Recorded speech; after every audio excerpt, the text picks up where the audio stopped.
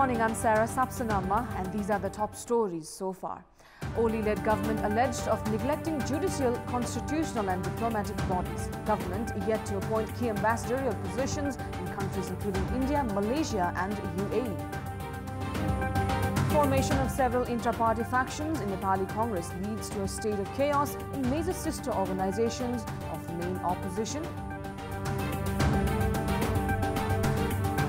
A gunman opened fires, killing 5 people at the office of the capital, a daily newspaper and digital news site in Maryland, US.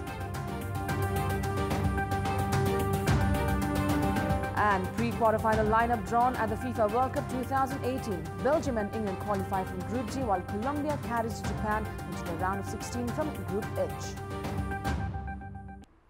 We'll start with the latest national political updates.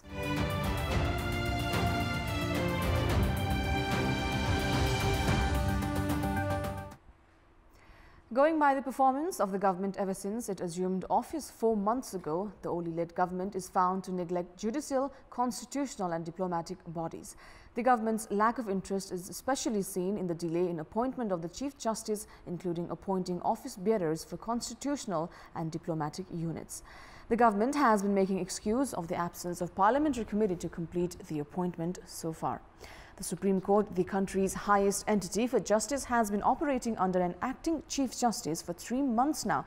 Despite the Constitutional Council's recommendation of appointing the incumbent acting Chief Justice, Deepak Raj Joshi, as the Chief Justice, his appointment has been halted as the parliamentary hearing has not been held. A similar scenario can be seen in the Commission for Investigation of Abuse of Authority that has been running without leadership for more than 4 months now. Likewise, the government has not made efforts to form the Financial Commission either. Now, based on the Constitution, the government should recommend candidates for the post of Chief Justice or any official position at the Constitutional Council 1 month prior to the post becoming vacant. In case of death of any official or resignation, the post should be filled within a month. However, despite these important national bodies running without leadership for months now, the government seems indifferent towards the constitutional provision. The Constitution has given topmost significance to the post of Chief of Judiciary and Constitutional Body and requires these posts to be fulfilled at all time. The government's continued indifference towards these bodies has given way to apprehensions whether the executive is genuinely serious about its agenda of good governance at all. Now, moving on, the government, despite maintaining that it would give special priority to diplomacy with neighboring countries, is yet to appoint Nepalese ambassador to India, among other nations. It is not only India, but the position of ambassadors have remained vacant in Malaysia and United Arab Emirates as well, although the latter two are top remittance providers.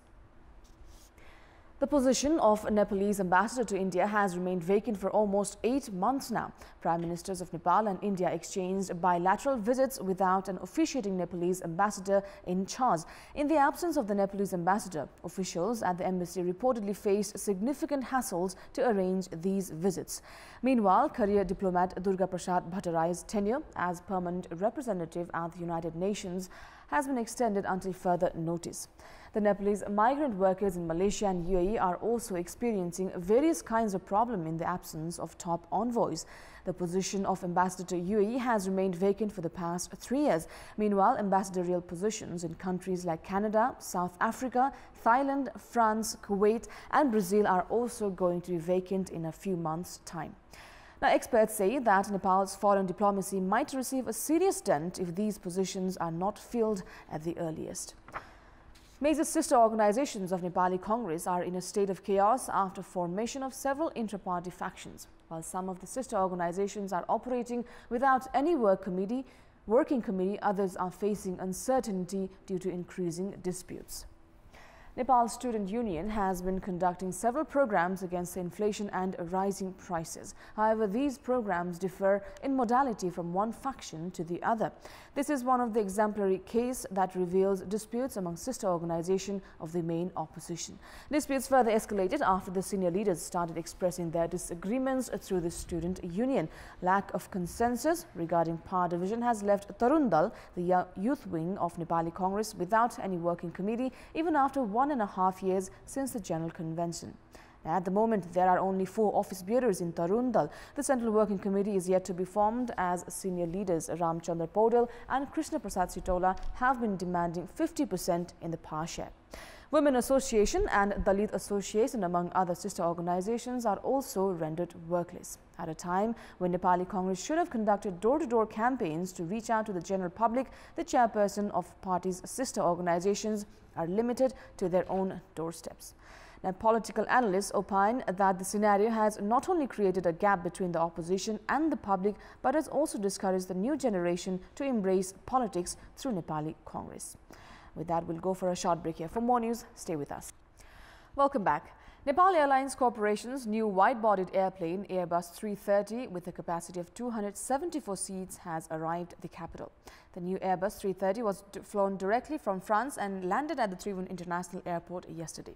According to officials, Airbus 330 can operate for 10 straight hours on a regular basis. The corporation is planning to rope in one more Airbus 330 model after a month. Now, Nepal Airlines Corporation officials have said the Airbus would be used for flights to Doha, Bangkok, Japan and Korea. This is Airbus 330, manufactured by French company Airbus. It flew for 7 straight hours to arrive in Kathmandu yesterday. This is the biggest aircraft that Nepal Airlines Corporation has procured till date. As the plane landed at Trivandrum International Airport, 2 firefighter buses sprayed water over the Airbus as a welcome gesture. Out of 274 seats, 256 will be allocated for economy class, while 18 for business class. The corporation has said Airbus 330 will be used for long-distance routes. The corporation also has already bought 2 airplanes of 320 series that can accommodate 158 passengers at a time. The corporation took a loan of 12 billion rupees from the Employees Provident Fund and another 12 billion rupees from Citizen Investment Trust to buy the new Airbus 330. The corporation has been operating one 757 Airbus of the Boeing series for international haul and 6 planes brought in from China for domestic flights so far. The purchase of Airbus 330 is seen as the corporation's attempt to revive its business. Yesterday, we had asked the residents of Kailali, Kaski and Sankhwasava why they think has there been a delay to appoint officials in constitutional bodies. In our Public's Voice segment, let's take a look at what they had to say. Public Voice. दलीय भागवण्डाहरू नमिलेको स्थिति अर्थात् यो मिलाउँदै गर्दाको स्थिति चाहिँ हो भन्ने कुराहरू मलाई लागिरहेको छ। संसदीय सुनवाई समिति गठन नभएकै कारणले गर्दाखेरि यो ढिलो भइरहेको छ। आफ्नो इन्ट्रेस्ट बमोजिम सरकार सञ्चालन गर्ने उसले चाहन्छ र यो स्वाभाविक रूपमा एउटा कल्चर पनि हो। त्यसो भएको हुनाले यिनै कुराहरूको आधारमा रहेर विभिन्न इन्ट्रेस्टहरू लुकेर रहेको हुन्छ र यही कारणले संवैधानिक नियुक्तिहरू नहुन सकेको। धेरैवटा दल मिलेर सरकार बनेको छ हैन, त्यसमा एक त आफ्नो आफ्नो भागबण्डामा पनि अलिकति बार्गेनिङ भएको कारण पनि हुन सक्छ। अहिलेसम्म त नि यसलाई त नि प्रक्रियागत रूपमा लान्न सक्ने सरकारको कमजोरी। मुलुकप्रति जिम्मेवारी हाम्रा माननीय सांसदहरूले लिएको देखिएन। पटक पटक रुलिङ गर्दा पनि बैठकमा उपस्थित नहुने, सिग्नेचर गरेर भत्ता खानको लागि सिग्नेचर गर्ने अनि टाप कस्ने, यस्तो किसिमको प्रतिबद्धता विहीन र एक किसिमले नैतिकताको पनि प्रश्न उठ्ने किसिमको काम जनप्रतिनिधि माननीय ज्यूहरूले गर्नु हुँदैन। संसारकै कम्युनिस्ट पार्टीमा हाम्रो दोस्रो शक्तिशाली सरकार भएको दम्ब एकातिर, अर्कोतिर सारै नै कमजोर प्रतिपक्ष।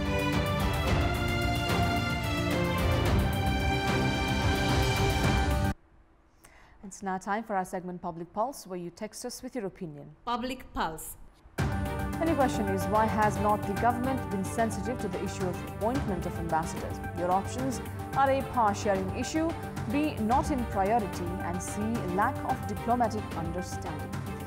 The voting is on. Type NEWS, select your option A, B or C and send it to 34001 to share your opinion with us. Now, before we wrap up, here's a look at the top stories once again. Oli-led government alleged of neglecting judicial, constitutional and diplomatic bodies. Government yet to appoint key ambassadorial positions in countries including India, Malaysia and UAE. Formation of several intra-party factions in Nepali Congress leads to a state of chaos in major sister organization of the main opposition. A gunman opened fires, killing 5 people at the office of the capital, a daily newspaper and digital news website in Maryland, US.